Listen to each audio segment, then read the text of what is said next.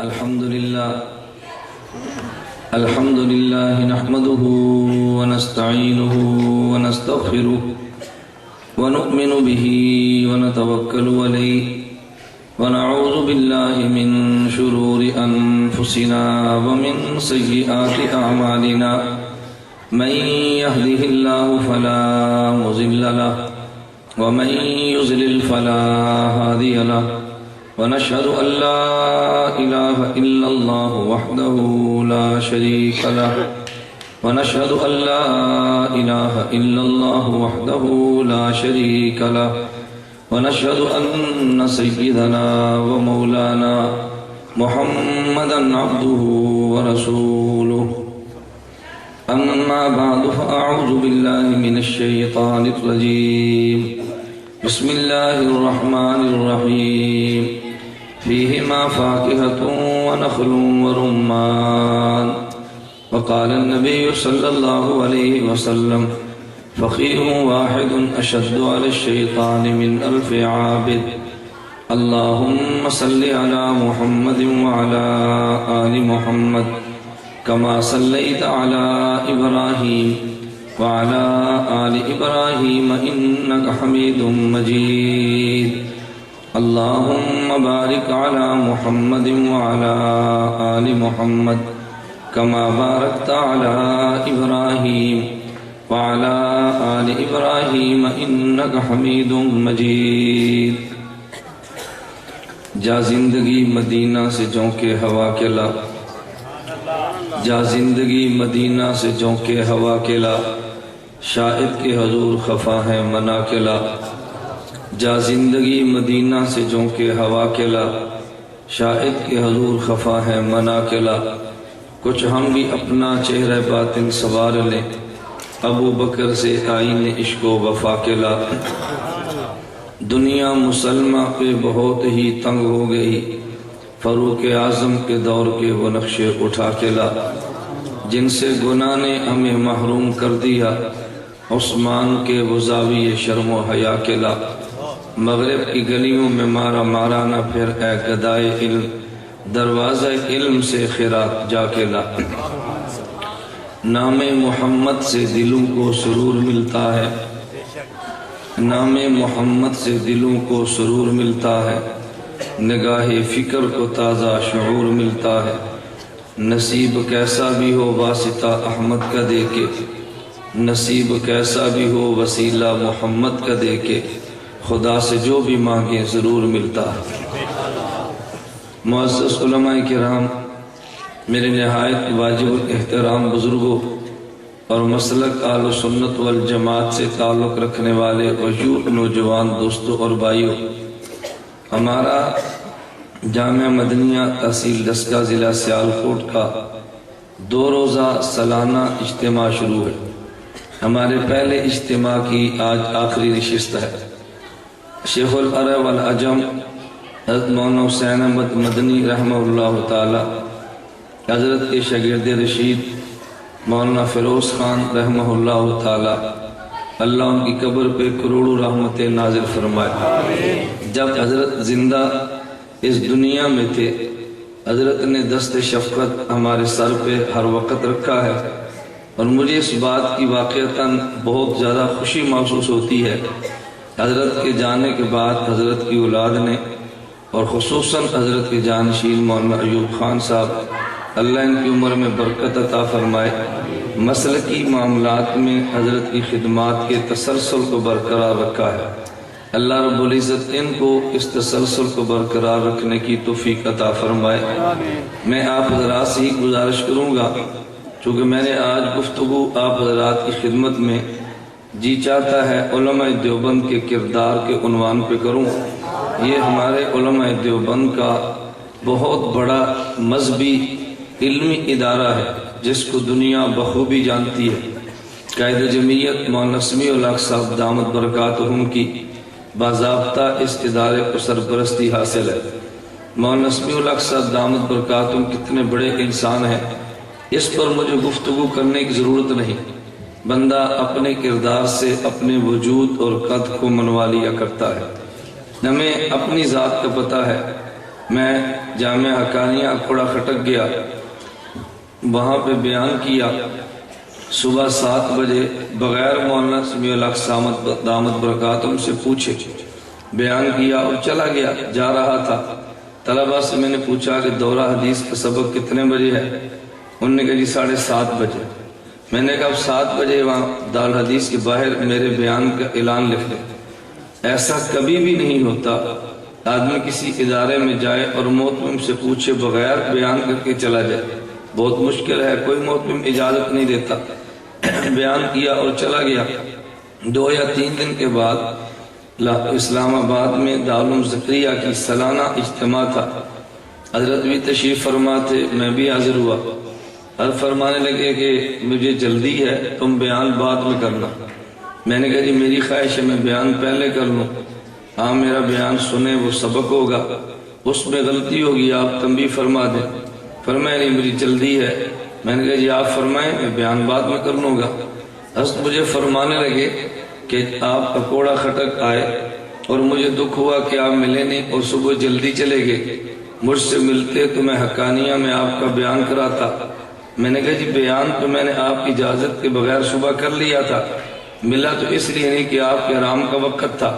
فرمانے لگے حقانیہ جب آؤ ہم سے پوچھنے کی ضرورت نہیں، آپ بغیر پوچھے مسلک دیوبند کو حقانیہ میں بیان کرو۔ میں ایک واقعہ عرض کر رہا ہوں ورنہ میرے ان کے تعلقات کے واقعات ہیں، اللہ میں بات سمجھنے کی توفیق عطا فرمائے۔ دارالعلوم دیوبند اور علماء جو فارغ دارالعلوم دیوبند سے ہیں یا وہ علماء جو دیوبند کے ساتھ منسلک ہیں، وہ علماء جو دیوبندی نظریات کے حامل ہیں، میں ان کی خدمات کو پیش کرنے سے قبل بطور تمہید کے تھوڑی سی بات عرض کروں گا اور اس کا تذکرہ میں ایک واقعہ سے کرتا ہوں۔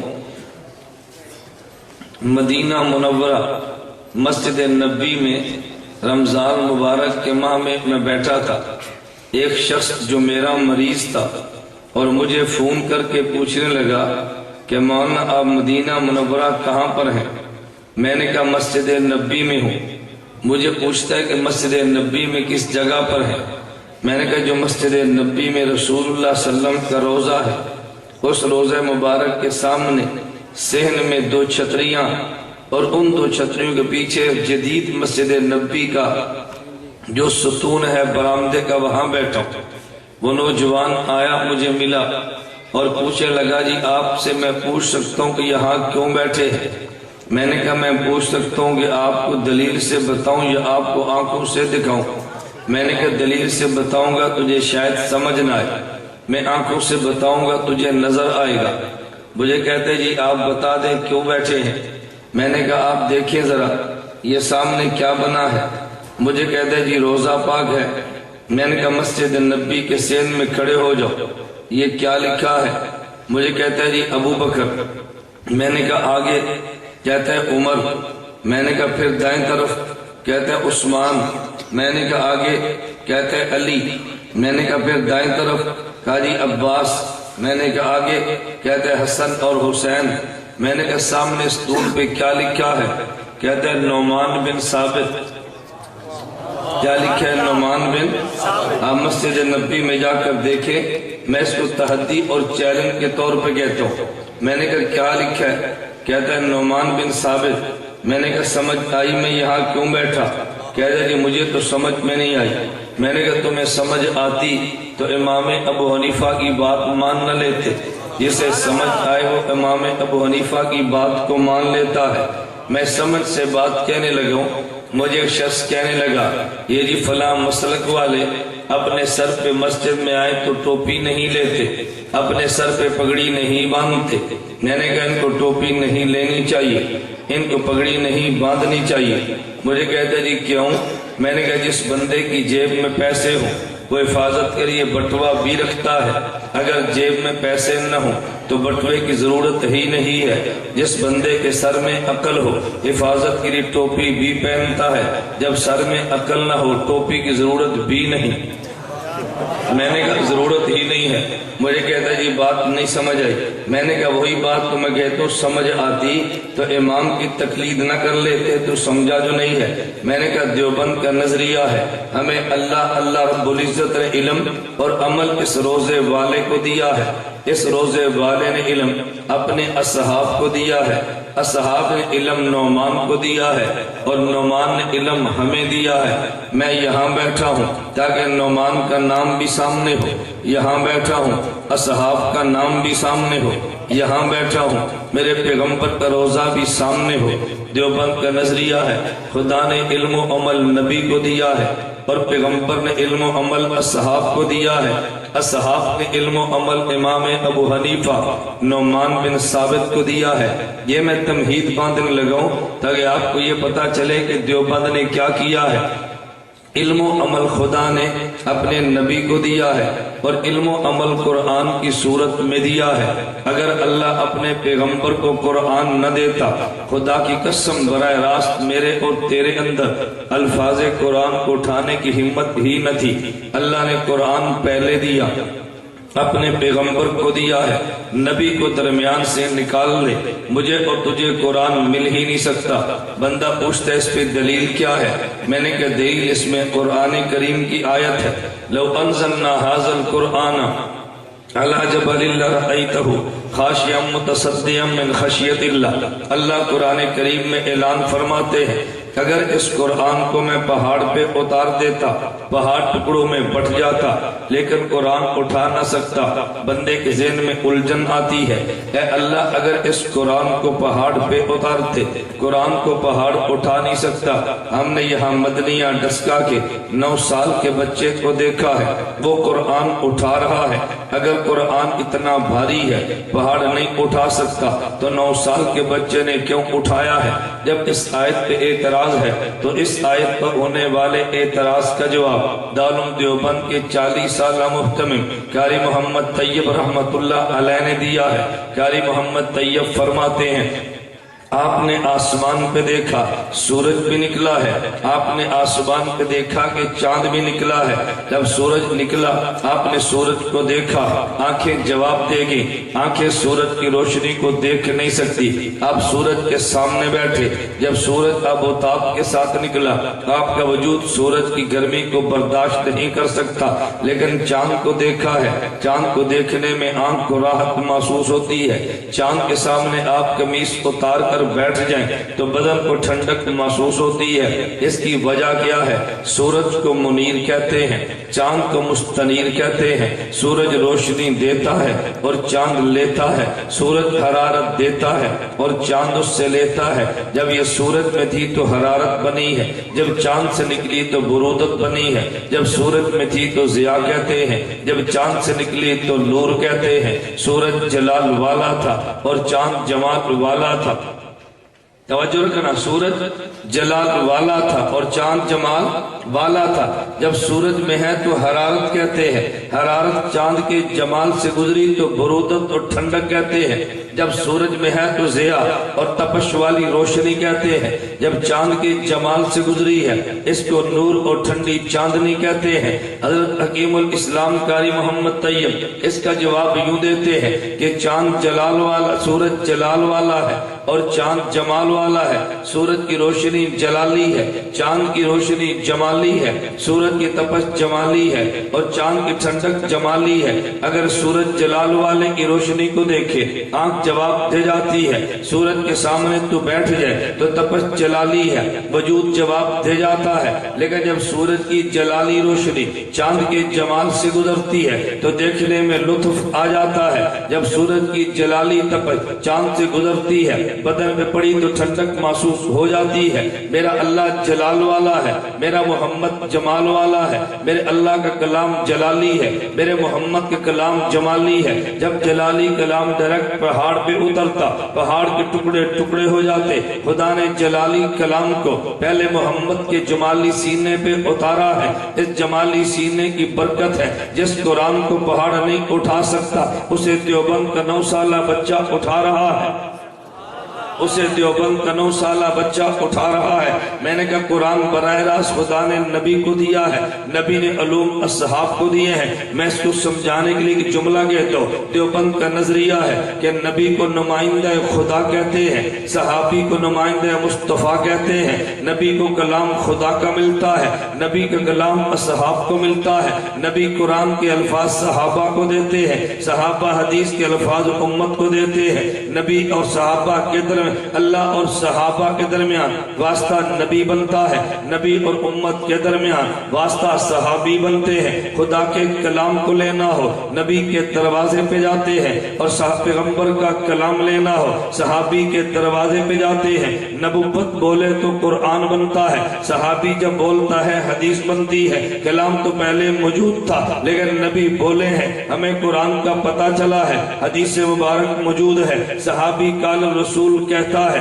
ہمیں پتہ چلتا ہے حدیث آ گئی ہے۔ تو زبان نبوت پر اعتماد کرنے سے کلام خدا ملتا ہے، زبان صحابی پر اعتماد کرنے سے کلام مصطفیٰ بنتا ہے۔ خدا نے جتنا دین دینا تھا پیغمبر کے ذریعے دے دیا ہے، قرآن کامل دیا ہے۔ اس کو یوں کہا ہے الیوم اکملت لکم دینکم، میرے پیغمبر میں نے تمہیں دین کامل کر کے دے دیا۔ لیکن جب پیغمبر آئے ہیں کوئی پیغمبر کا ساتھ دینے والا نہیں تھا، نبی نے دین کا اعلان کیا، جس نے ساتھ دیا انہیں اصحاب کہتے ہیں، نبی نے اعلان کیا تو جس نے مال دیا انہیں اصحاب کہتے ہیں۔ جب پیغمبر نے تقاضا رکھا ہے تو جنہوں نے جان دی ہے انہیں اصحاب کہتے ہیں۔ میں یوں کہوں گا کہ میرے پیغمبر نے دین کو کامل مکمل کر کے صحابہ کو دے دیا ہے، صحابہ نے نبی سے دین لے کے پوری دنیا میں دین پھیلا دیا ہے۔ لیکن نبی بھی صحابہ کو دین دے رہے تھے، وہ لکھ کر نہیں دیا، صحابہ نے امت کو دیا ہے تو لکھ کر نہیں دیا۔ امام اعظم ابو حنیفہ نعمان بن ثابت آئے ہیں، صحابہ سے دین لیا ہے اور لکھ کے امت کو دے دیا ہے۔ امام ابو حنیفہ صحابہ سے دین کو لیا ہے تو امت کو لکھ کے دے دیا ہے۔ میں 3 لفظوں میں بات کیا کہ آگے چلتا ہوں۔ میں نے کہا نبی نے کہا تکمیل دین کا کیا ہے، صحابہ نے کہا تمکین دین کا کیا ہے، امام ابو حنیفہ نے کہا تدوین دین کا کیا ہے۔ دین کو مکمل کرنے والے ہمارے نبی ہیں اور دین کو جگہ دینے والے ہمارے نبی کے صحابہ ہیں، اور دین کو لکھ کے دینے والے امام اعظم ابو حنیفہ نعمان بن ثابت ہے۔ دیوبند والوں نے کیا کیا ہے؟ جو دین اللہ کے نبی نے خدا کے سے لے کے اصحاب کو دیا ہے، صحابہ نے دین نبی سے لے کے آگے امام اور امت کو دیا ہے۔ میرے امام نے وہ دین لکھ کے امت کے حوالے کیا ہے۔ دیوبند والوں نے کام کیا کیا؟ نبوت کی ذات پہ حملہ ہے تو دیوبند والوں نے کیا، اس لیے کہ تکمیل دین کا دفاع ہے، اصحاب پیغمبر پہ حملہ ہے، دفاع دیوبند والوں نے کیا، یہ تمکین دین کا دفاع ہے۔ اور جب حملہ امام ابو حنیفہ کی ذات پر ہے، دفاع دیوبند والوں نے کیا، یہ تدفین دین کا دفاع ہے۔ دیوبند والے ذاتیات کا تحفظ بھی کرتے ہیں، کبھی دیکھ دفاع نبوت کا کرتے ہیں، کبھی دیکھ دفاع نبی کا کرتے ہیں، کبھی دیکھ دفاع صحابہ کا کرتے ہیں، اور کبھی دیکھ دفاع امام ابو حنیفہ نعمان بن ثابت کا کرتے ہیں۔ تو پھر میں یوں کہوں گا پیغمبر کا دفاع بھی ایمان سمجھ کے کیا ہے، صحابہ کا دفاع بھی ایمان سمجھ کے کیا ہے، مجتہدین کا دفاع بھی ایمان سمجھ کے کیا۔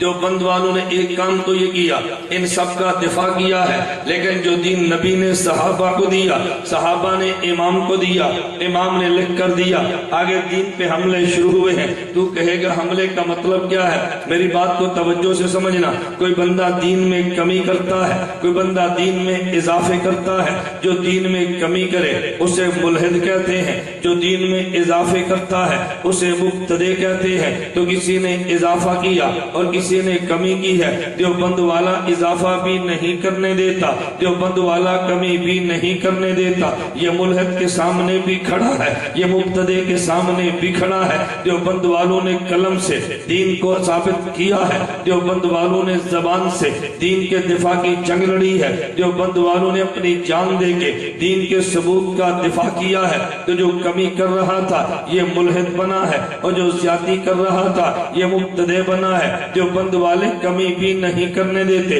देवबंद वाले इजाफे भी नहीं करने देते।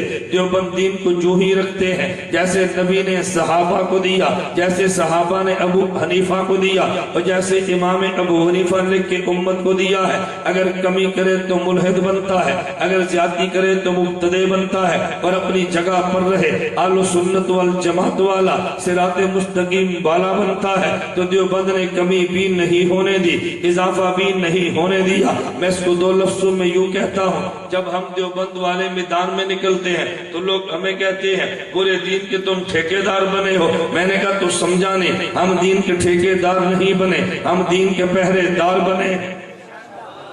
हम दीन के ठेकेदार नहीं बने, दीन के पहरेदार बने हैं। तो देवबंद वाले दीन के पहरेदार बने हैं। और दीन पे हमला करने वाला अगर पगड़ी बांध के दाढ़ी रख के गुलाम अहमद कादियानी आया तब भी हमला देवबंद वालों ने किया है। अगर देवबंद पे हमला दाढ़ी कटा के जावेद कामदी ने किया है तब भी दिफा देवबंद वालों ने किया है। अगर दीन पे हमला 3 पीस पहन के जाकिर नाइक ने किया है तब भी जवाब देवबंद वालों ने दिया है। मैं आगे चल के इस पे गुफ्तगू करूंगा कि देवबंद वालों ने दिफा कैसे किया। कोई दीन में कमी कर रहा था, कोई दीन में इजाफे कर रहा था, देवबंद वाले कमी भी नहीं होने देते, देवबंद वाले इजाफा भी नहीं होने देते। जिस तरह आपने देखा, आपने फसल लगा दी है, बागात आपने बीज दिया है, लेकिन कभी कीड़ा आ जाता है जो बाकी जड़ में लगता है और जड़ों को काट देता है। और जब फल आ जाता है तो कोई कीड़ा फल को लगता है और फल को काटने लगता है। तो देवबंद वाले वो स्प्रे भी करते हैं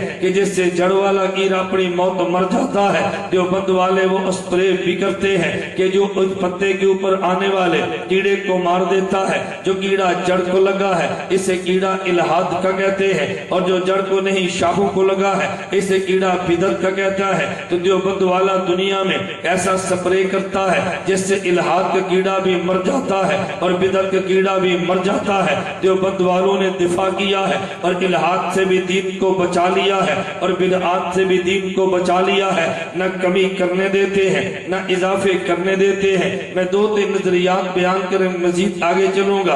आपने देखा एक बंदे ने दावा किया अल्लाह की जात हर जगह पे मौजूद नहीं। देवबंद वालों ने दलाल से साबित किया खुदा हर जगह पे मौजूद है। एक बंदे ने दावा किया हर जगह पे नबी मौजूद है। देवबंद वालों ने दिफा किया पैगंबर हर जगह पे मौजूद नहीं है। जो खुदा को हर जगह पे नहीं मानता ये इल्हाद वाला है, जो नबी को हर जगह पे मानता है ये बिदअत वाला है, और जो खुदा को हर जगह पे मान के नबी को मदीने में मानता है ये सिराते मुस्तकीम आल सुन्नत वल जमात वाला है। जिसने कहा खुदा हर जगह पे नहीं अर्श पे रहता है उसने भी जुर्म किया है, और जो कहते हैं नबी हर जगह पे रहता है इसने भी जुर्म किया है। देवबंद इल्हाद वाले भी नहीं, देवबंद बिदअत वाले भी नहीं, देवबंद इल्हाद वाले भी नहीं, देवबंद बिदअत वाले भी नहीं। देवबंद वाले दोनों से दीन को बचा रहे हैं। जिसने कहा खुदा हर जगह पे नहीं है वो भी दलील देता है, और जिसने कहा नबी हर जगह पर है वो भी दलील देता है।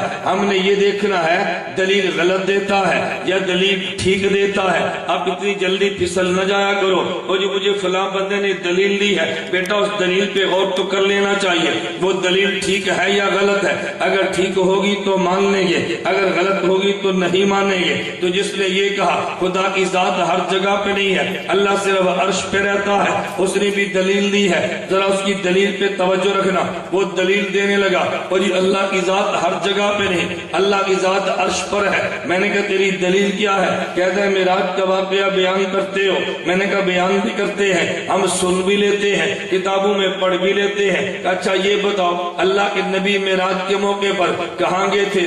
मैंने कहा अर्श पे गए थे। कहते क्यों गए थे? मैंने कहा अल्लाह से बात करने के लिए गए थे। कहते जब अल्लाह अर्श पे नहीं है तो नबी अर्श पे क्यों गए थे? नबी का अर्श पे जाके अल्लाह से बात करना इस बात की दलील है अल्लाह अर्श पे रहते हैं।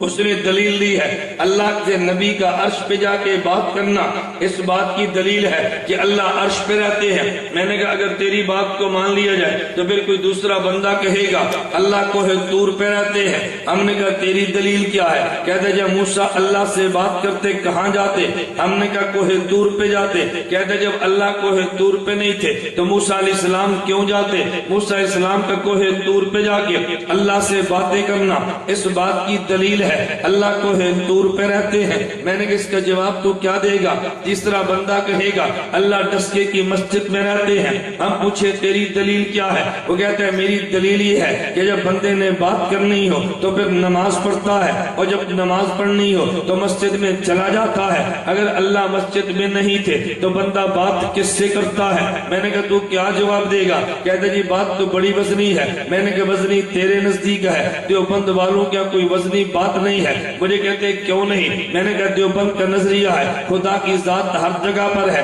تیری دلیل یہ تھی اگر اللہ کی ذات ہر جگہ پر ہے تو نبی معراج پہ رہے فرش پہ کیوں گئے ہیں؟ خدا سے بات کرنے کے لیے۔ توجہ رکھنا، میں نے کہا دیوبند کے نظریے کو سمجھنا۔ ہم نے کہا خدا کی ذات تو ہر جگہ پر ہے، لیکن اللہ نے کس بندے سے کہاں گفتگو کرنی ہے؟ اللہ بندے کی حیثیت کو دیکھ کے جگہ کا انتخاب کرتے ہیں۔ اگر بندہ مجھ اور آپ جیسا ہو انتخاب عام مسجد کا ہو جاتا ہے، اگر بندہ موسیٰ کلیم جیسا ہو انتخاب طور سینا کا ہوتا ہے، اگر بندہ محمد حبیب جیسا ہو تو انتخاب عرش معلیٰ کا ہوتا ہے، اگر بندہ مجھ اور آپ جیسا ہو انتخاب عام مسجد کا ہوتا ہے، بندہ موسیٰ کلیم جیسا ہو انتخاب طور سینا کا ہوتا ہے، اور بندہ محمد حبیب جیسا ہو انتخاب عرش معلیٰ کا ہوتا ہے۔ دوسرا کہتے ہیں میرے پاس بھی دلیل موجود ہے۔ میں نے کہا وہ کون سی دلیل ہے؟ اللہ کے نبی ہر جگہ پر ہے۔ کہتے ہیں تم نے قرآن نہیں پڑھا۔ میں نے کہا بھئی کئی بار پڑھا ہے۔ کہتے ہیں اللہ قرآن میں فرماتے ہیں وَالَّذِي جَعَلَ الشَّمْسَ ضِيَاءً، خدا وہ ذات ہے کہ جس نے سورج، خدا وہ ذات ہے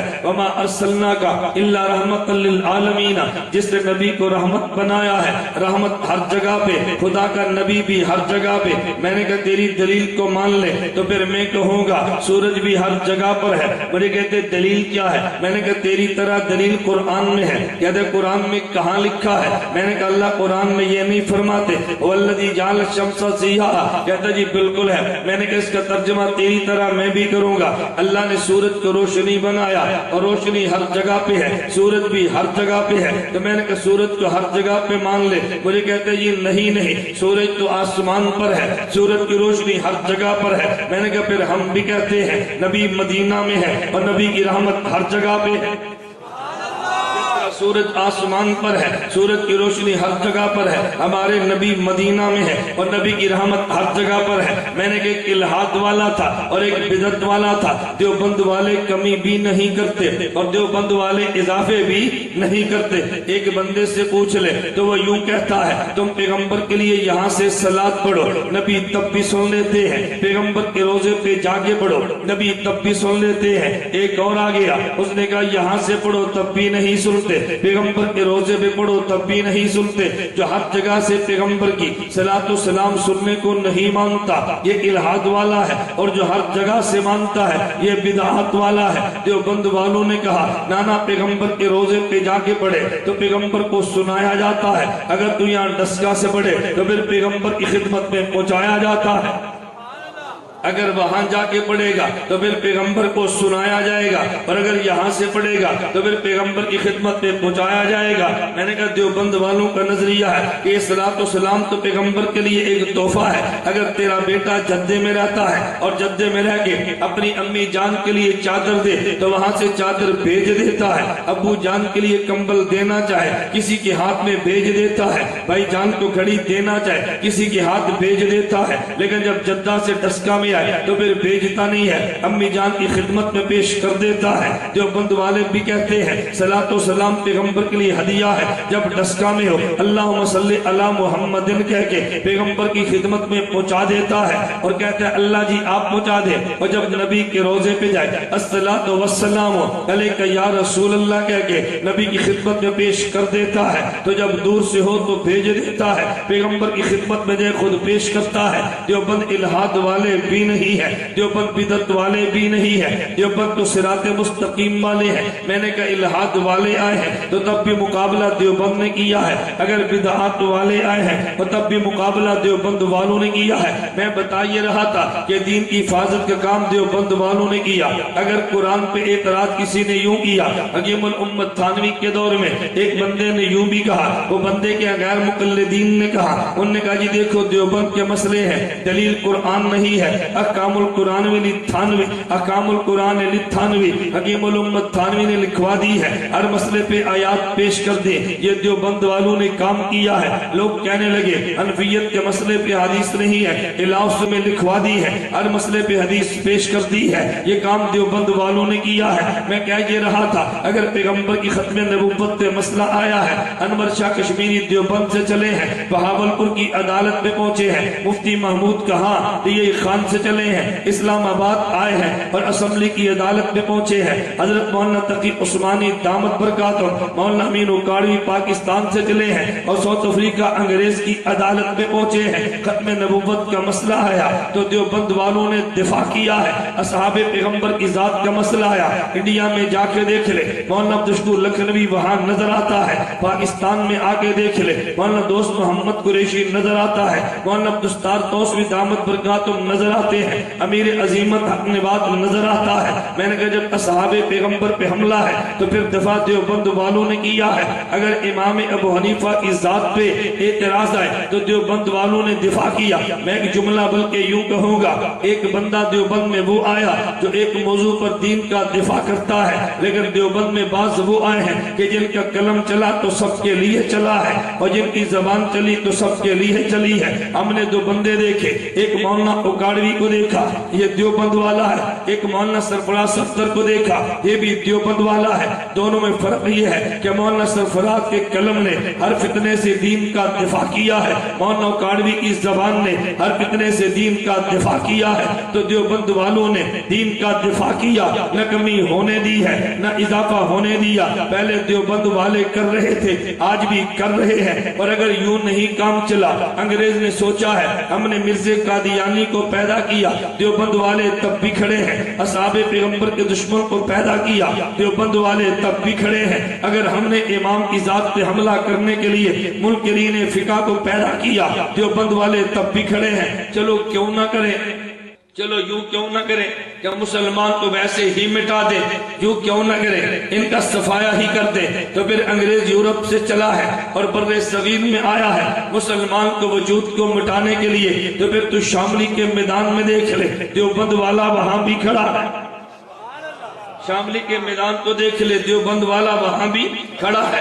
مالٹا کی جیل کو دیکھ لے، اسیر مالٹا شیخ الہند وہاں بھی کھڑے ہیں۔ تو دنیا کی جو بھی جیل دیکھے گا، دیوبند والا وہاں بھی دین کے پہرے دے رہا ہے۔ میں کہہ یہ رہا تھا اگر تیرے وجود کو مٹانے کے لیے اتنی دور سے انگریز آیا ہے تو پھر بھی سامنے دیوبند والے کھڑے ہیں۔ آج شاملی کے میدان کو دیکھو، اپنی جان کو دے دیا ہے، لیکن دیوبند والوں نے دین پہ آنچ نہیں آنے دی۔ مولانا قاسم العلوم والخیر مولانا نانوتوی رحمت اللہ علیہ نے دیکھا، ہم نے جان بھی دے دی ہے، ہم نے کتابیں بھی لکھی ہے، لیکن یہ انگریز کا فتنہ بڑھ رہا ہے، ابھی فتنے میدان میں آگے آ رہے ہیں۔ تو پھر دیوبند کے نام پہ چھوٹا سا اس وقت کا مدرسہ بنایا۔ میں بات جو سمجھانے لگو، مدرسہ بنانے والا کون تھا؟ ان میں ایک اینٹ رکھی ہے شیخ احمد علی محدث سہارنپوری نے، ایک اینٹ رکھی ہے مولانا رشید احمد گنگوہی نے، ایک اینٹ رکھی ہے مولانا محمد قاسم نانوتوی نے، اور ایک اینٹ رکھی ہے مولانا عابد حسین نے، ایک اینٹ رکھی ہے مولانا رفیع الدین نے۔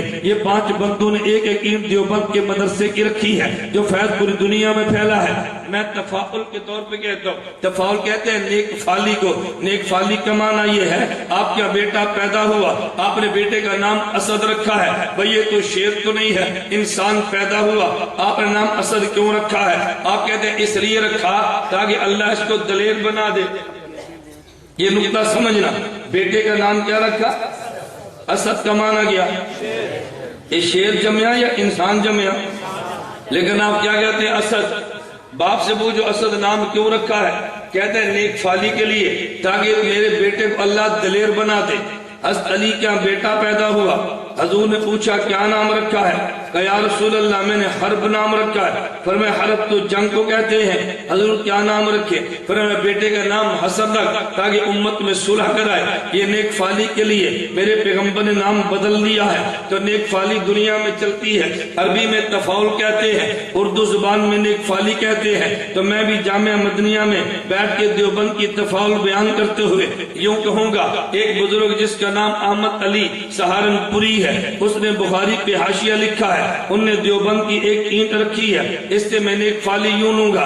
عیسیٰ علیہ السلام نے بشارت دی ہے مبشرم برسول من بعد مبشرم برسول یاتی من بعد اسمہ احمد، بتایا کہ میرے بعد دین کی بشارت دینے والا وہ احمد اللہ کے پیغمبر ہے، ان کے نام پہ نام احمد رکھا ہے، اس نے دین کی بشارت دنیا والوں کو دی ہے۔ دوسرا نام ان کا علی ہے، میرے پیغمبر نے فرمایا انا مدینۃ العلم وعلی بابھا، مجھے شہر علم کہتے ہیں، علی کو شہر علم کا دروازہ کہتے ہیں۔ ان کے نام کا دوسرا حصہ علی ہے، ان نے دیوبند کو پورے بر صغیر میں دین کا دروازہ بنا دیا ہے۔ خدا نے دین کا دروازہ بنانا تھا تو جس سے بنیاد رکھی ہے، نام اس کا علی ہے۔ میں نقطہ عرض کرنے لگا ہوں، ایک بندہ مجھے کہتا ہے یار ہمیں بات سمجھ نہیں آتی، دیوبند والے کوفہ کی بات کرتے ہیں اور ساتھ مدینہ کی کرتے ہیں، ہم تو ڈائریکٹ مدینہ کی کرتے ہیں۔ میں نے کہا کہ تجھے سمجھ کیسے نہیں آتی؟ یعنی آپ سمجھاؤ تو سے، دیوبند والے کوفہ اور پھر مدینہ، ہم ڈائریکٹ مدینہ۔ میں نے کہا دیوبند والے مدینہ وایا کوفہ جو جاتے ہیں اس کی وجہ یہ ہے کہ دیوبند والوں نے پیغمبر سے سیکھا ہے کہ وایا کوفہ مدینہ جانا ہے۔ کہتے کہاں لکھا ہے؟ میں نے کہا میرے پیغمبر نے اعلان فرمایا انا مدینۃ العلم وعلی بابھا، میں شہر علم محمد ہوں، علی شہر علم کا دروازہ ہے۔ میں نے کہا شہر علم مدینہ میں، شہر علم کا دروازہ کوفہ میں، تو شہر علم کا دروازہ کوفہ ہے، شہر علم مدینہ میں ہے، میرے پیغمبر کی ذات مدینہ میں، علی کی ذات کوفہ میں۔ تو جو آدمی شہر میں جائے تو وایا دروازہ جاتا ہے، اس کو بے ادب نہیں با ادب کہتے ہیں۔ تیری مسجد میں امام اعلان کرے صف اول میں آ کے نماز پڑھو، ایک آدمی دیوار پھلان کے آتا ہے، ایک دروازے سے گزر کے جاتا ہے، دونوں صف اول میں پہنچے ہیں، دروازہ کراس کر کے جانے والے کو بے ادب کہتے ہیں، دروازے سے گزرنے والے کو با ادب کہتے ہیں۔ ہم مدینہ وایا کوفے گئے ہیں، اسے با ادب کہتے ہیں، تو کراس کر کے گیا ہے، اسے بے ادب کہتے ہیں۔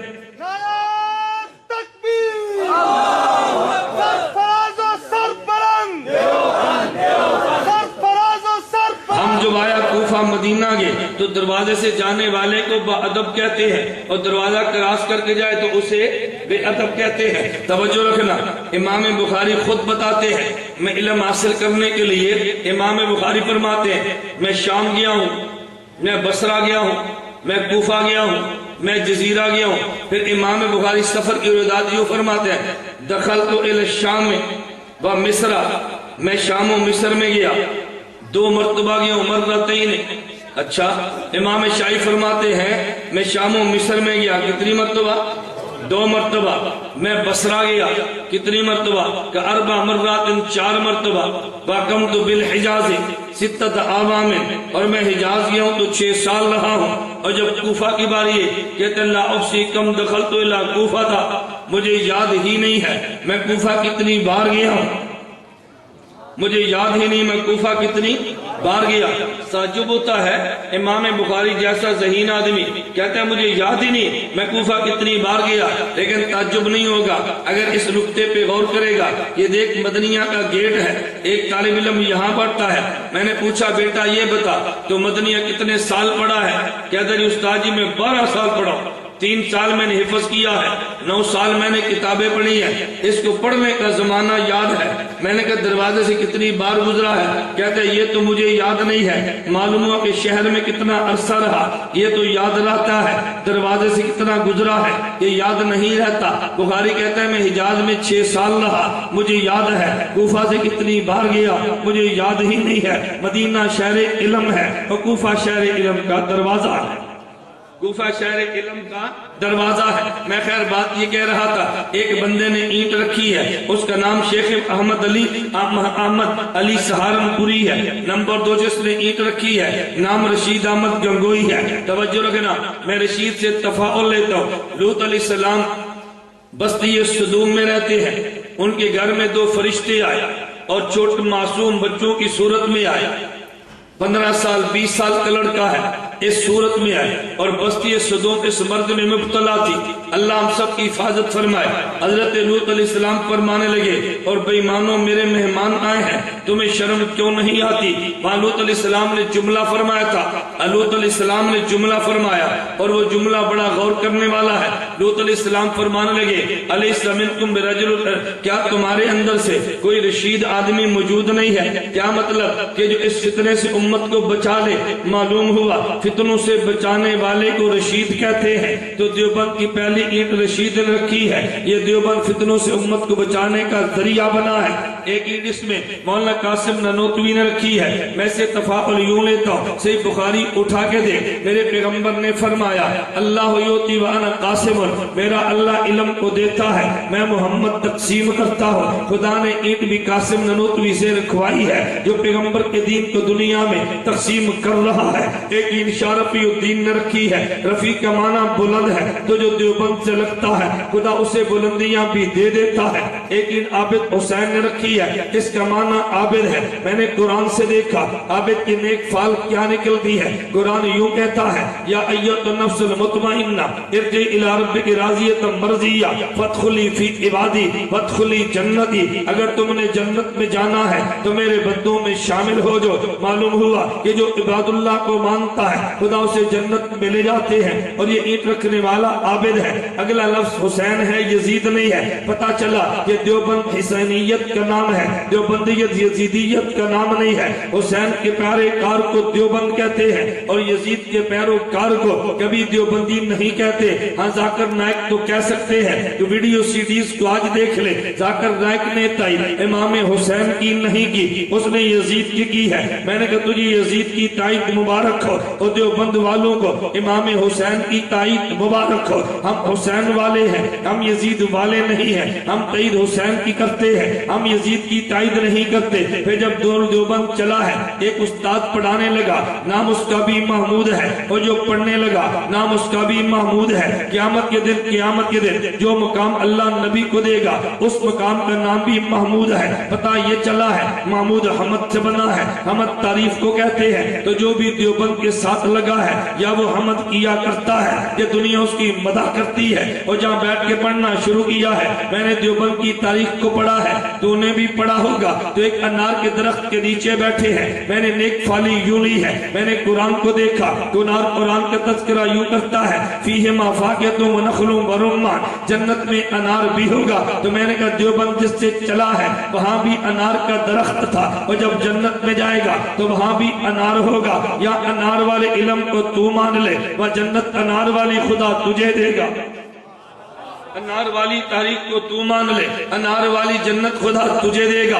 میں نے ایک فالی کے طور پہ کہہ رہا تھا، پھر یہ دیوبند والے آئے ہیں تو دنیا میں بیٹھے رہے، بلکہ دیوبند والے دنیا میں چھاگے ہیں۔ میں نے دارالعلوم دیوبند کے اگر ایک فرد کا تذکرہ کروں گا تو بات بڑی لمبی ہوگی۔ میں اجمال کے ساتھ کہنے لگا اگر انگریز آیا ہے تو پھر تاریخ علماء دیوبند نے اٹھائی ہے، ترک موالات کے نام پہ چلی ہے، انگریز کے لیے جینا حرام کر دیا ہے، انگریز نے واپسی کا ارادہ کر لیا، انگریز نے برِ صغیر کو چھوڑا ہے، پاکستان بننے لگا۔ محمد علی جناح قائد اعظم نے تاریخ چلائی ہے، وہ پاکستان بننا چاہیے۔ تو جن لوگوں نے محمد علی جناح کا ساتھ دیا ہے، دارالعلوم دیوبند کے 5 بڑے عہدے تھے۔ نمبر 1 صدر محتمم کا عہدہ علامہ شبیر احمد عثمانی ہے، یہ محمد علی جناح کا ساتھ دیتے ہیں، اور یہ سرحد جو پاکستان کا حصہ بنا علامہ شبیر احمد عثمانی کی محنت کا نتیجہ ہے۔ یہ کبھی پاکستان کا حصہ نہ بنتا اگر علامہ شبیر احمد عثمانی یا دورے کر کے ریفرنڈم نہ کراتے۔ دوسرا عہدہ محتمم کا ہے،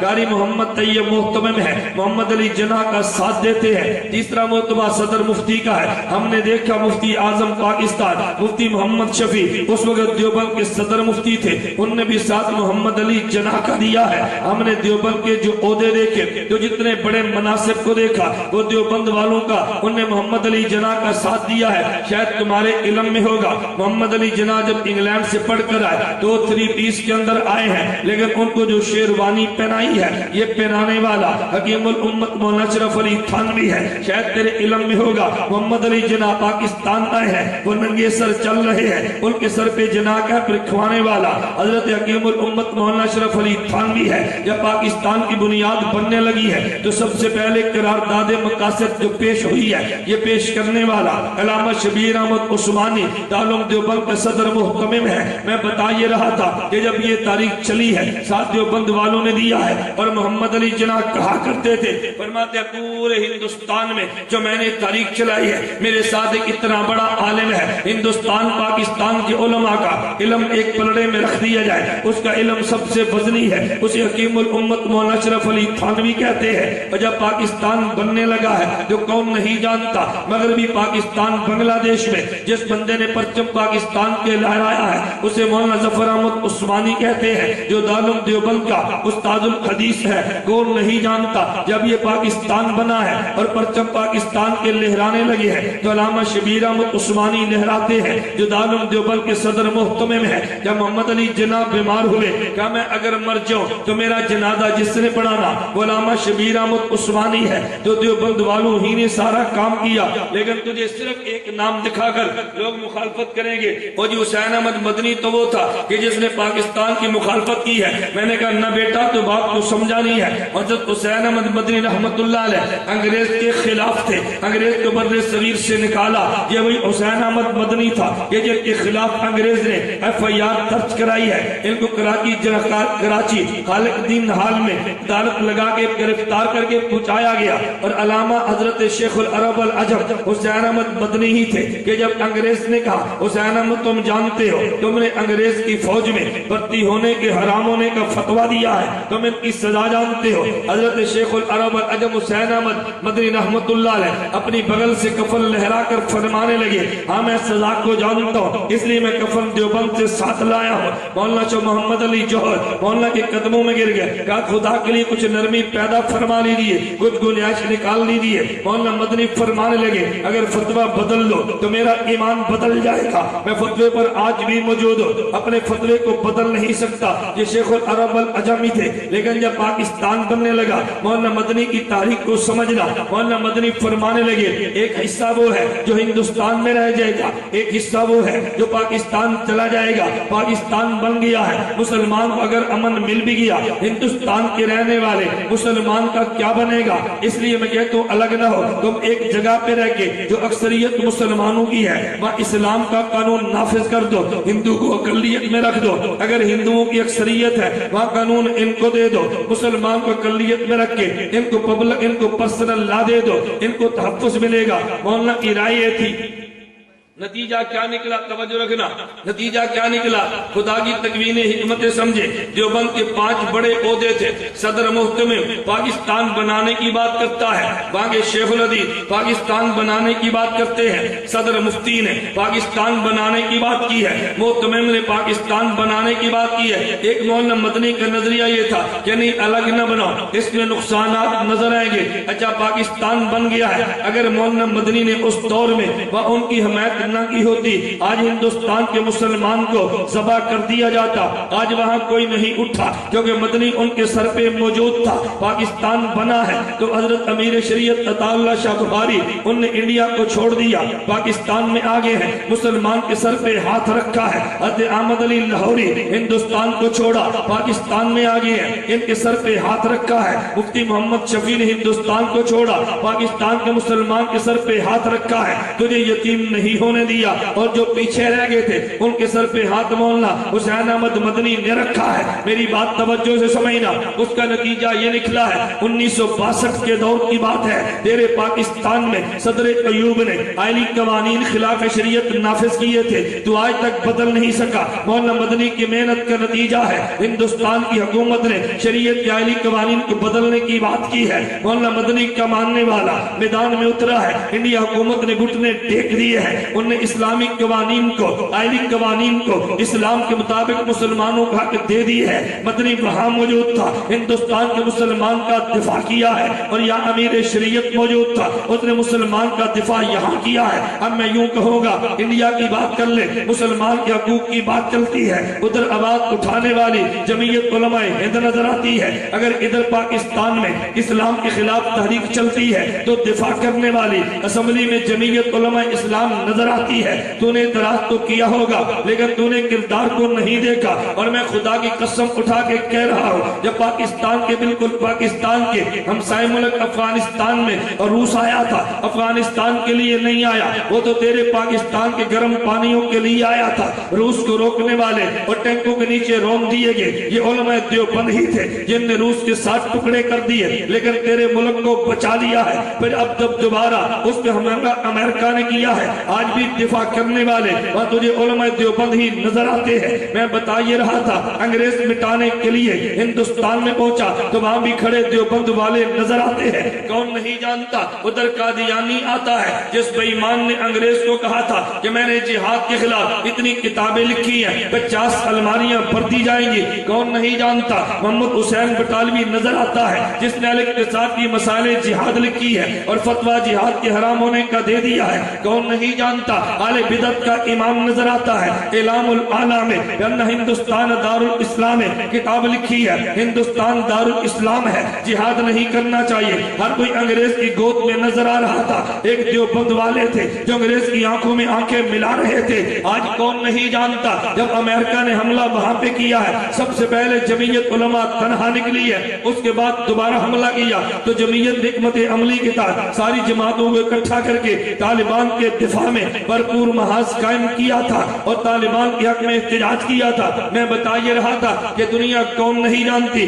ہم آپ پہ روس آیا ہے تو دفاع علماء دیوبند نے کیا ہے. آج امریکہ آیا ہے تو دفاع علماء دیوبند نے کیا ہے. اگر پاکستان میں اسلام کے خلاف ناموس رسالت کا مسئلہ اٹھا ہے تو کون نہیں جانتا دفاع علماء دیوبند نے کیا ہے. پاکستان کی اسمبلی سے اگر پاکستان کی اسمبلی سے مرزائیت کا کفر منوایا تب بھی علماء دیوبند نے منوایا ہے. اگر اس قانون کو چھیڑا ہے محترم صدر زرداری نے تو دوبارہ ان سے دستخط بھی پھر علماء دیوبند نے لیا ہے. تو جب بھی دین کا دفاع ہو دیوبند والے ہیں, پاکستان کا دفاع ہو دیوبند والے.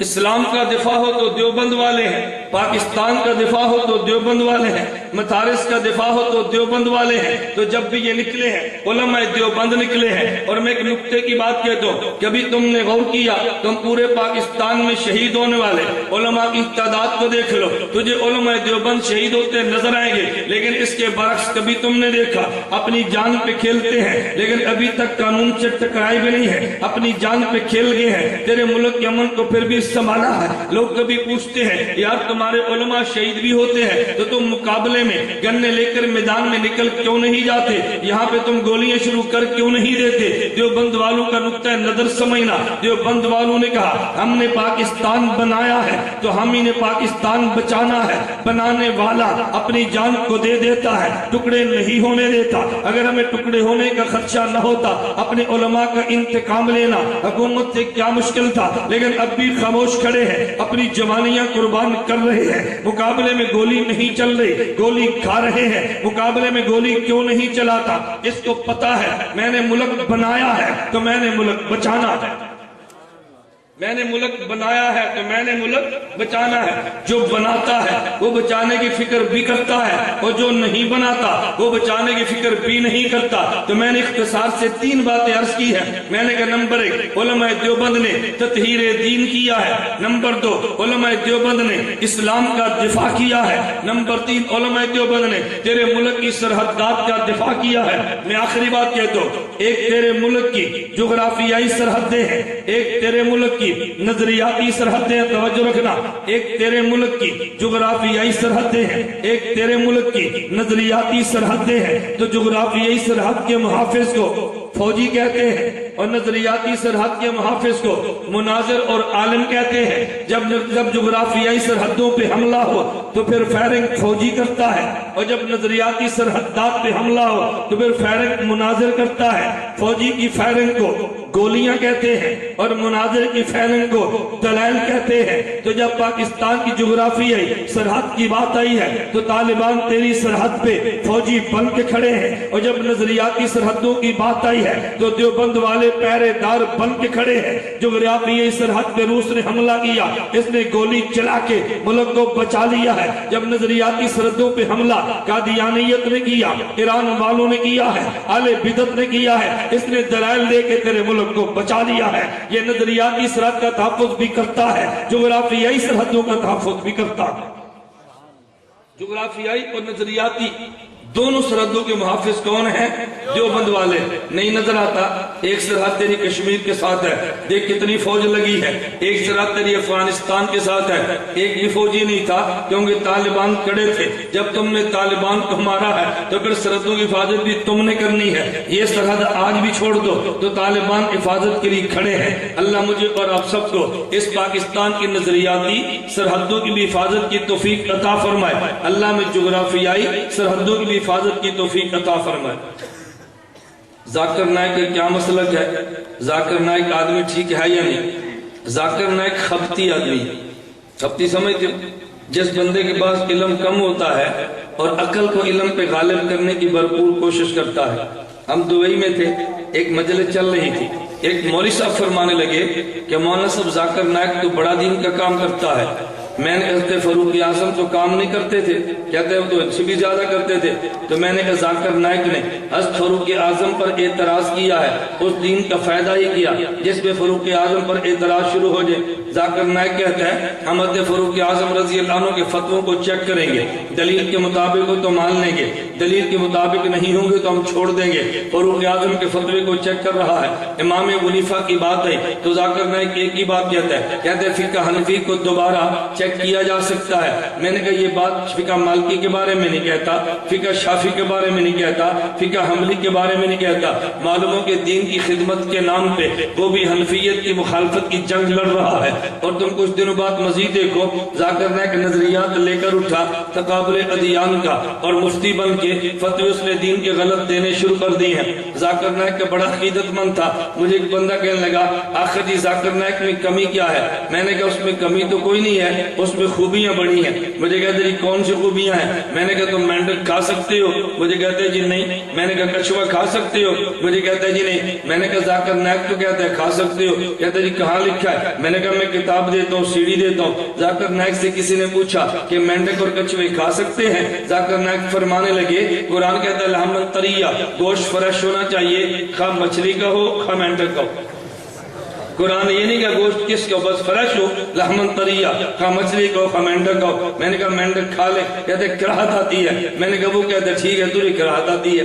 एक शख्स कहने लगा जाकिर नाइक के बारे में आपकी क्या राय है? मैंने कहा मुझे बताओ आप जन्नत में जाएं और आपकी घरवाली के खामिद कोई और बने, तुम बर्दाश्त कर लोगे? कहते नहीं मेरी गैरत के खिलाफ है। तो मैंने कहा जाकिर नाइक की किताब है इस्लाम में ख्वातीन के, इस्लाम में हुकूक निस्वां। जाकिर नाइक से एक लड़की ने पूछा जन्नत में मर्द जाएगा उसको तो हूरें कहीं मिल जाएंगी, औरत जन्नत में गई तो क्या मिलेगा? कहते हैं मर्द जन्नत में गया तो जन्नत की बनी औरत मिले जिसको हूर कहते हैं। अगर हूर जन्नत, अगर औरत जन्नत में गई इसको जन्नत का बना मर्द मिलेगा जिसे हूर कहते हैं, जिसे हूर कहते हैं। मैंने कहा बर्दाश्त गैरत की कर ले? कहते जी नहीं। मैंने कहा वो तो कहता है कि जिस तरह मर्दों को हूरें मिलेगी औरतों को मर्द मिलेंगे, उनको भी हूर कहते हैं। और दलील क्या दी? इल्म देखो दलील क्या। मैंने किताब का नाम दिया, तुम घर जाकर देखना कि मैं गलत बात तो नहीं कह रहा। दलील क्या दी? कहता कुरान में है ज़व्वजनाहुम बिहूरिन ईन, हम उनका निकाह हूर से करेंगे। और हूर आम है, मुज़क्कर को कहते हैं, मुअन्नस को भी कहते हैं। मैंने कहा यार तो कैसा अजीब इंसान है,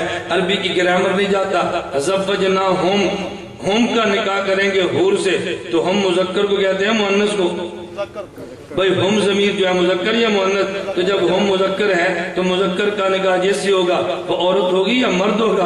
कहता है ये दोनों को शामिल है। इल्म और अक्ल देखो, लेकिन चूंकि आपके इल्म में नहीं है, आप मीडिया के शेदाई हैं, मीडिया में नजर आता है, लोग उसको बड़ी जल्दी कबूल कर लेते हैं। मैं एक छोटी सी बात कहता हूँ, मुझे जद्दा में एक साथी कहने लगा जाकिर नाइक उलमा हक में क्या फर्क है? मैंने कहा बात समझो, जो सर्च और रिसर्च में फर्क है वो उलमा हक और जाकिर नाइक में फर्क है। کہتا جی میں سمجھا نہیں ہوں۔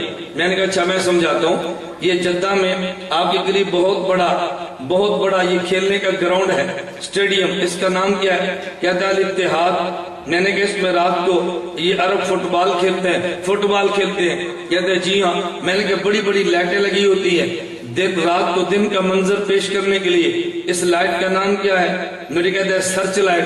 میں نے کہا جب دو ٹیمیں کھیلنے لگے اور ایک ٹیم گیند کو لائے اور جب کک مار کے گول کرنے لگے تو کوئی بچہ آئے اور لائٹ کو آف کر دے اور پھر آن کر دے، اسے کیا کہیں گے؟ کہتے ہیں ریسرچ۔ میں نے کہا جلدی لائٹ کو سرچ کہتے ہیں اور اس کو آف کر کے آن کرو، اسے ریسرچ کہتے ہیں۔ تو جب کھیل عروج پر ہو کوئی بچہ اس کو لائٹ کو آف کر کے پھر آن کرے تو ریسرچ کرنے والے کو تم دعائیں دے کہ بہت اچھا کیا، کہا جی پورا کھیل تباہ کیا ہے۔ میں نے کہا علماء کا مسلک یہ ہے کہ جس مسئلے پر 1400 سال کے فقہا سرچ کر چکے ہیں اسے ریسرچ نہ کرو۔ ذاکر نائک کہتے ہیں نہیں، ان مسائل کو ریسرچ کریں گے، 14 سالہ تحقیقات کو مان لیں تو علماء حق بنتے ہیں اور ان کی دوبارہ تحقیق کریں تو ذاکر نائک۔ میں نے کہا جو سرچ اور ریسرچ میں فرق ہے وہ ذاکر نائک علماء حق میں فرق ہے۔ میں نے کہا مشکل بات تو نہیں ہے۔ ایک شخص مجھے کہنے لگا آخر ذاکر نائک بھی تو ہے نا کہ بہت بڑا آدمی ہے۔ میں نے کہا اتنا بڑا آدمی ہے کہ ڈاکٹر ہے۔ کہتا جی پھر؟ میں نے کہا ڈاکٹر بھی پی ایچ ڈی نہیں ہے، ڈاکٹر بھی ایم بی بی ایس ہے۔ مجھے کہتا جی پھر؟ میں نے کہا ایک کام مولوی صاحب کا ہے، ایک کام ڈاکٹر بھی ایم بی بی ایس کا ہے۔ مجھے کہتا دونوں میں کیا فرق ہے؟ میں نے کہا بھی آپ نے پوچھا ہے، آپ نے ناراض نہیں، بات سمجھنی ہے۔ اگر کبھی آپ نے نبض چیک کرانی ہو تو M B B S doctor کے پاس جاؤ،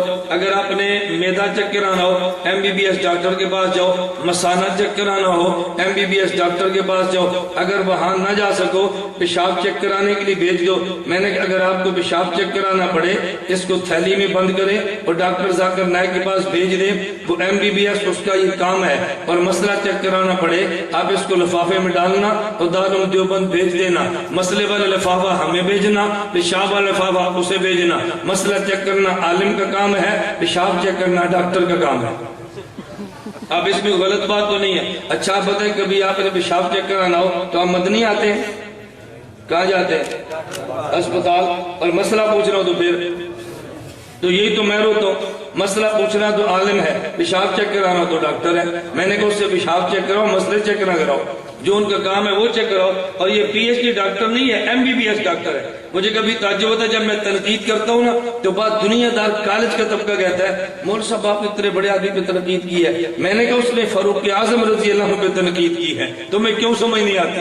امام ابو حنیفہ پہ تنقید کی ہے، تمہیں کیوں سمجھ نہیں آتی؟ حضرت حسین کی تنقید کی ہے اور یزید کی حمایت میں فتویٰ دیا ہے، تجھے کیوں سمجھ میں نہیں آتا؟ وہ اتنے بڑوں پہ تنقید کرے وہ تب بھی بڑا ہے، ہم ایسے پر تنقید کریں پھر بھی چھوٹے ہیں۔ اللہ میں بات سمجھنے کی توفیق عطا فرمائے۔ چاروں اماموں کا دعویٰ یہ نہیں تھا جہاں نبی کی بات ہے میری بات کو چھوڑ دو۔ آپ یہ بات کیسے کہہ رہے ہیں کہ دین صحابہ سے امام ابو حنیفہ کے پاس مکمل آیا؟ یہ میں نہیں کہتا، امام سیوطی امام حاکم کہتے ہیں انہ اول من دون علم الشریعہ ورتبہ ابوابا لم یسبق احد۔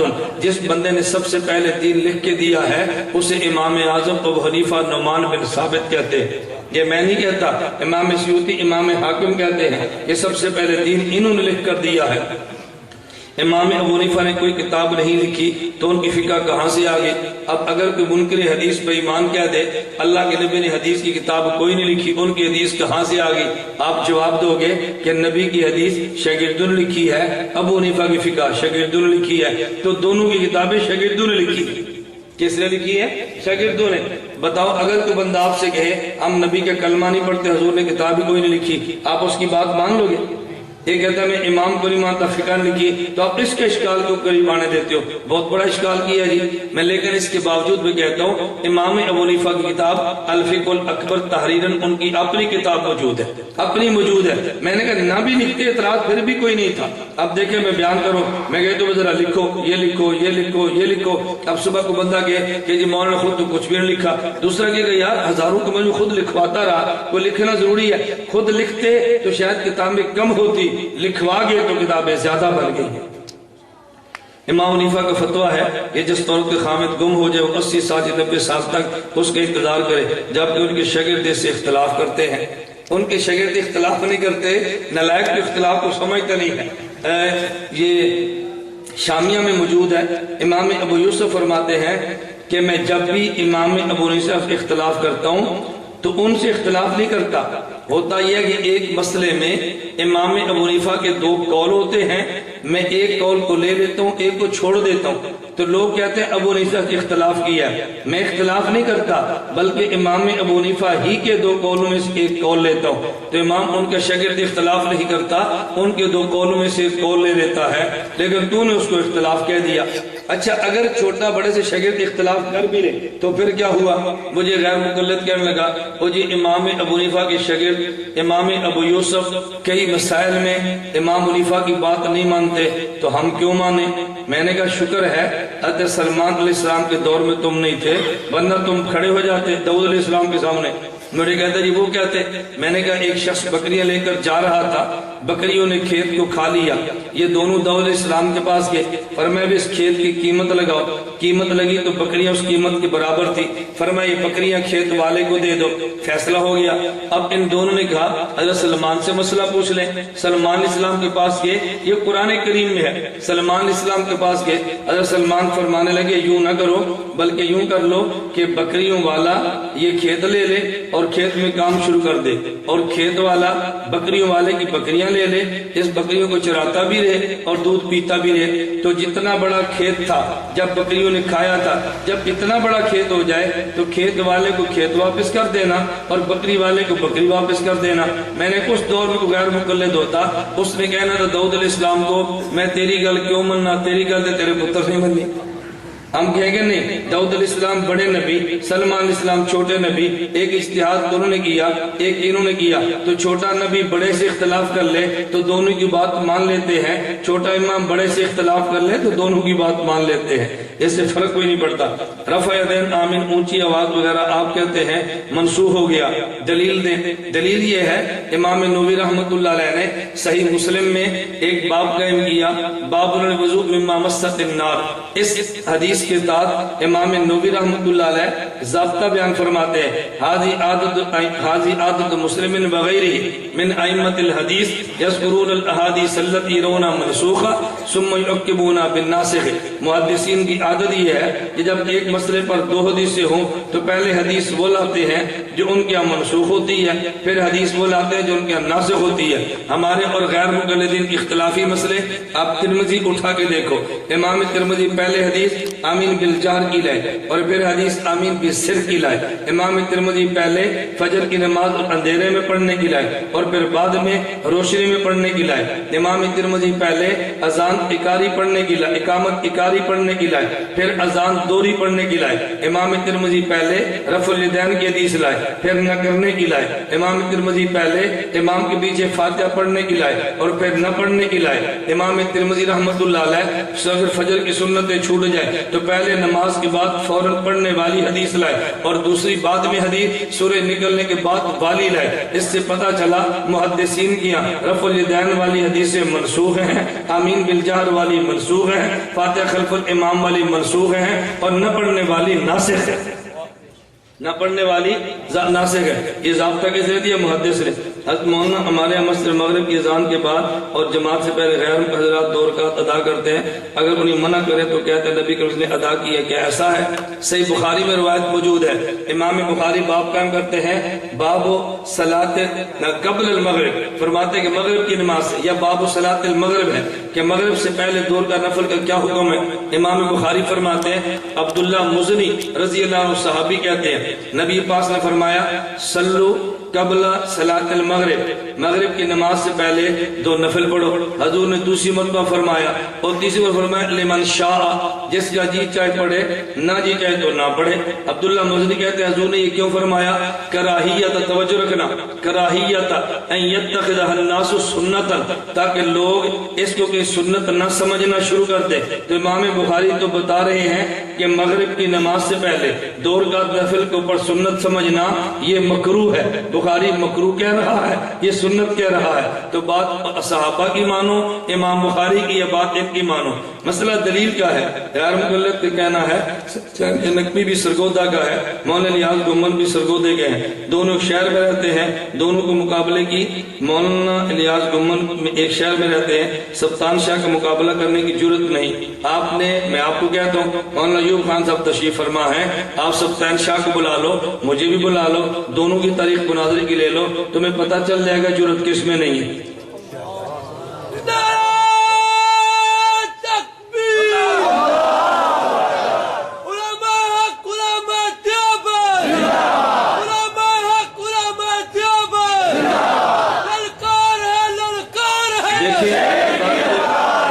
ریکارڈ ہے، ویڈیو بن رہی ہے، میں مولانا کو اپنا نمائندہ مقرر کرتا ہوں، غیر مقلد صوبین سے طے کریں اور سبطان شاہ سے ہمارا مناظرہ طے کرو کہ اس موضوع پہ طے کریں گے، شوق پورا کر لیتے تمہارا، تمہیں سمجھ آئے گی دوڑتا کون ہے کرتا کون ہے۔ کر لو طے بھائی، پڑھو بسم اللہ۔ غیر مقلد کہتا ہے کہ مولانا الیاس گمن مولوی عمر صدیق سے مناظرہ ہار کے تو برائے مہربانی حقائق سے آگاہ، لعنت اللہ علی الکاذبین۔ مولوی عمر صدیق سے میری زندگی میں ایک بار گفتگو 2 گھنٹے ہوئی ہے اور عقائد کے عنوان پہ تھی، شرائط اس میں طے کی جا رہی تھی، 2 گھنٹے گفتگو جو گجرات قصبہ دولتا نگر میں ہوئی ہے، رمضان مبارک میں ہوئی ہے، 2 گھنٹے کی ویڈیو موجود ہے جو ہماری شرائط آپس میں طے ہوئی، مناظرہ تو نہیں ہوا، شرائط ہی سے عمر صدیق دوڑا ہے۔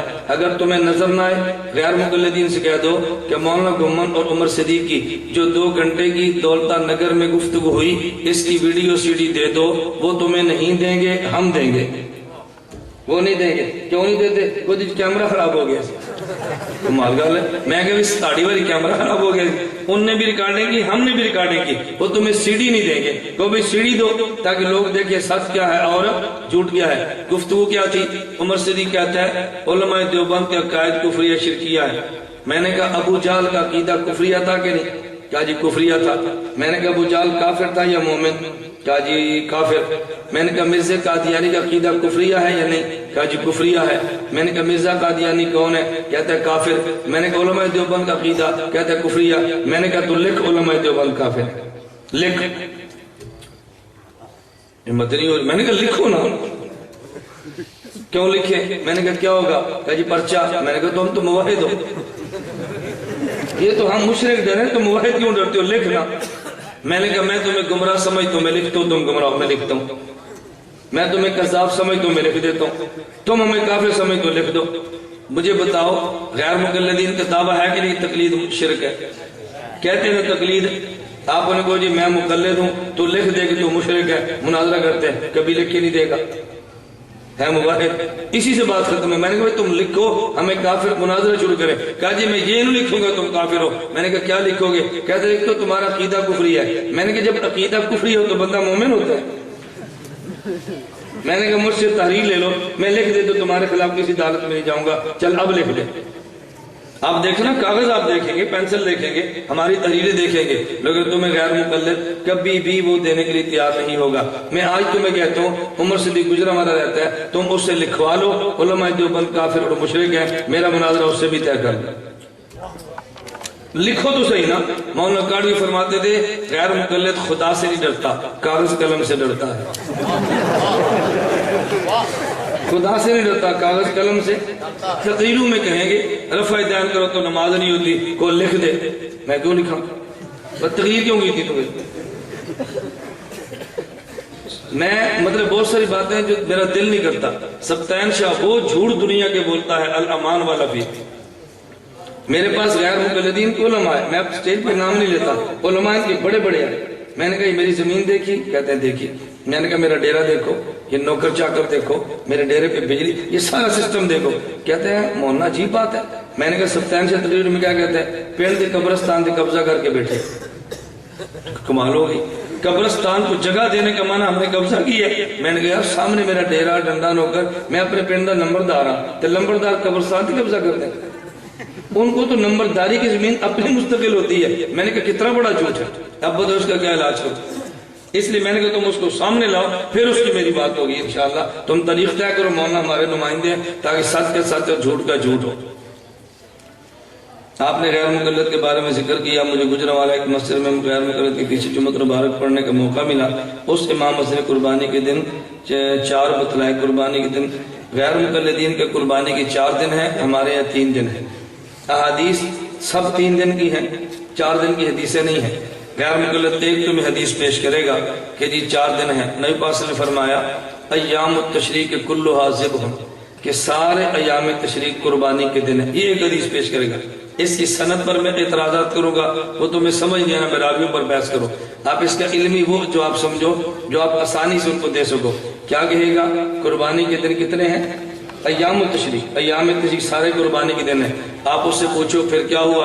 وہ کہے گا جی 10 ذی الحج بھی یوم تشریق ہے۔ یوم تشریق کا معنی وہ دن جن دنوں میں نمازوں کے بعد تکبیرات پڑھتے ہیں، اسے ایام التشریق کہتے ہیں۔ 10واں بھی یوم تشریق، 11واں بھی، 12واں بھی، 13واں بھی، اسے کہو ایام تشریق تو 5 ہوتے ہیں۔ کتنے ہوتے ہیں؟ تو کہاں 10 یا 9 سے؟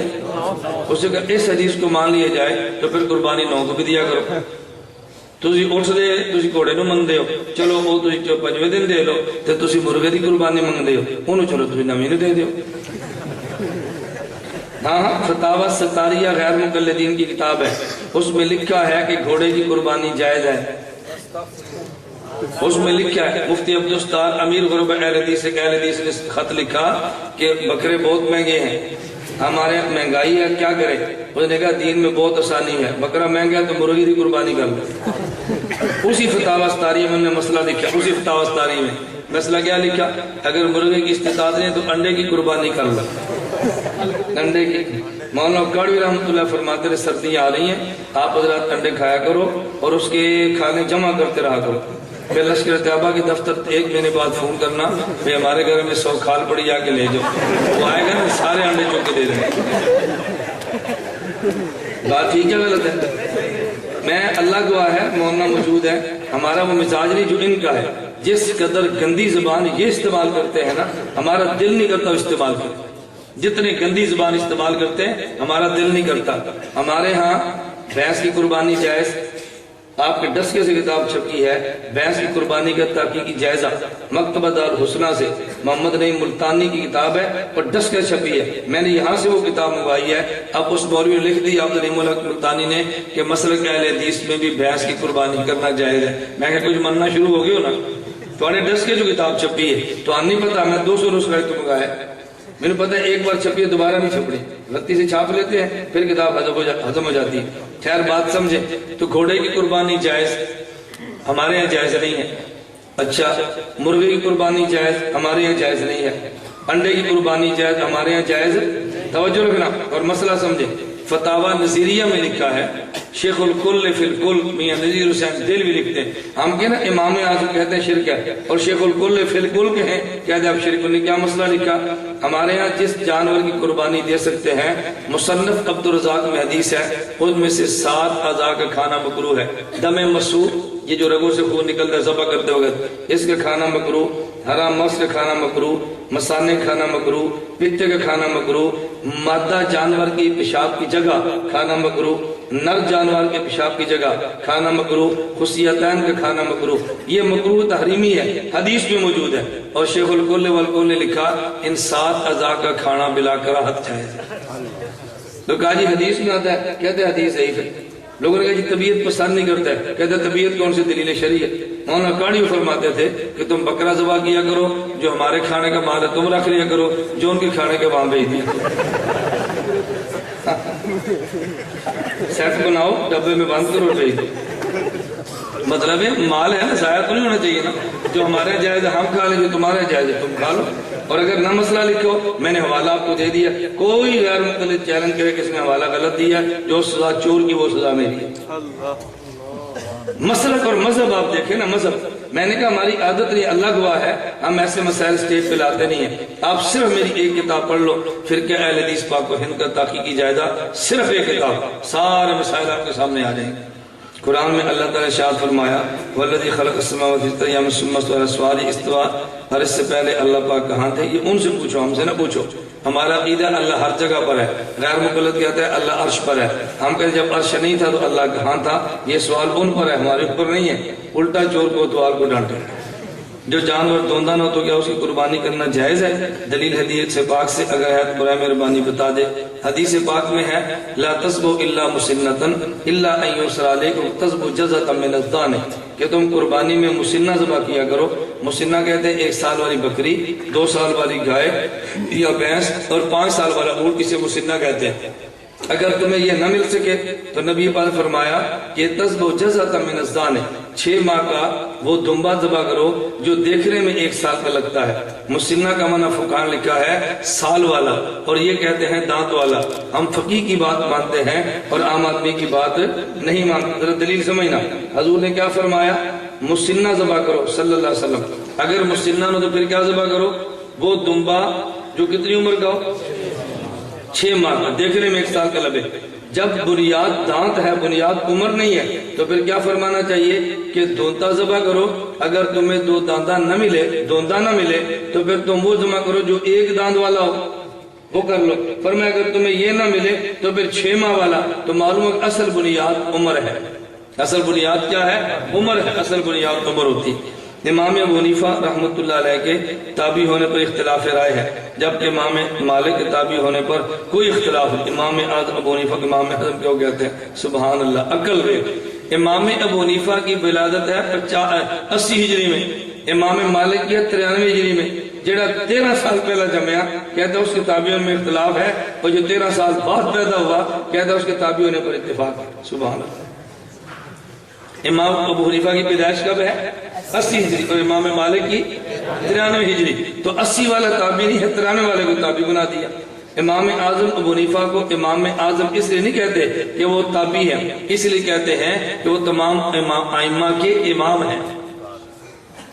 قربانی کے جانوروں میں کٹے کے بارے میں اس پر قربانی ہو جاتی ہے، بالکل ہو جاتی ہے۔ جہاں دلائل اور موجود ہیں، سب سے بڑی دلیل ابن المنذر نے کتاب الاجماع میں لکھا ہے اجمعوا علی ان حکم البقر حکم الجاموس حکم البقر، امت کا اجماع ہے کہ جو حکم گائے کا ہے وہی حکم بھینس کا ہے۔